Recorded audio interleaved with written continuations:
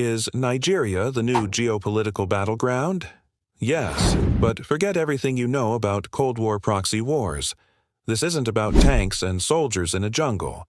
This is a 21st century struggle for economic dominance, strategic narratives, and the digital soul of a nation.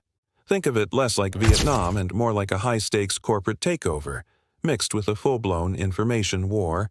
Let's break down why Nigeria is the new center stage and what this fight actually looks like.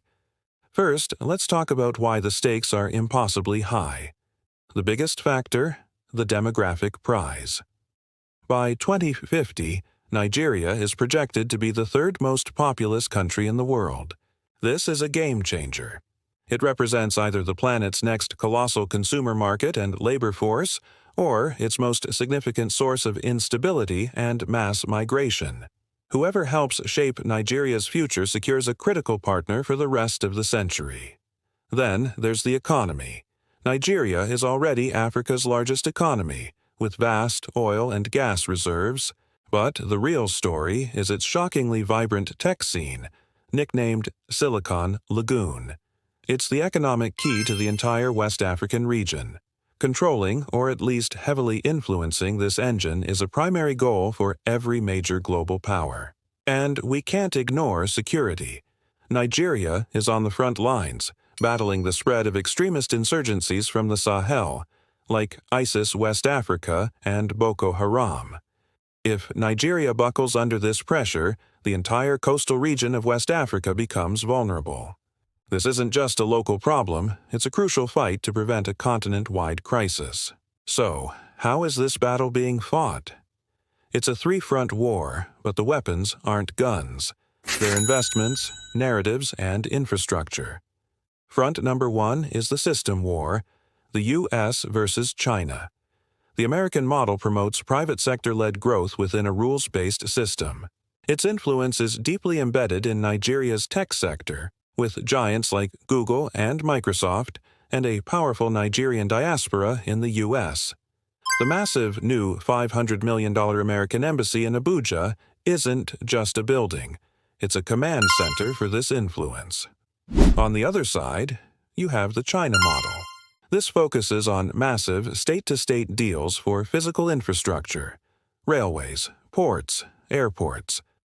Beijing offers a no-strings-attached alternative, which looks very appealing compared to what many see as America's Edu-esque paternalistic lectures on governance and human rights. China is building the tangible foundations of Nigeria's economy, creating a long-term dependency. So, the question becomes, will Nigeria's future run on a Western democratic operating system or a Chinese state capitalist one? Front number two is the narrative war, the U.S. versus Russia. The American narrative is one of partnership for democracy and prosperity. But this is often undermined by what many perceive as hypocrisy and the painfully slow, conditional nature of its security aid. Russia, on the other hand, is masterful at painting the U.S. as a declining neo-colonial power. Through disinformation campaigns, they position themselves as the true anti-colonial alternative. They offer mercenary forces like the Africa Corps with no pesky human rights questions, which appeals to factions within Nigeria's security apparatus who are frustrated with American constraints. This is a fight for the hearts and minds of Nigeria's elite and its people. Who is seen as the more reliable, more respectful partner? Finally, and most importantly, there's the internal Nigerian battle. Nigeria is not some passive prize to be won.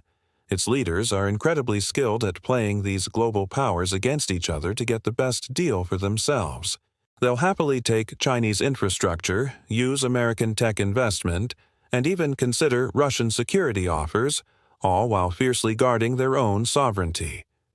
The real battleground, therefore, is also inside the halls of power in Abuja, where different factions favor different external partners. So, calling Nigeria a geopolitical battleground is accurate, but we have to redefine the term for the 21st century. It's a contest of models, influence, and allegiance.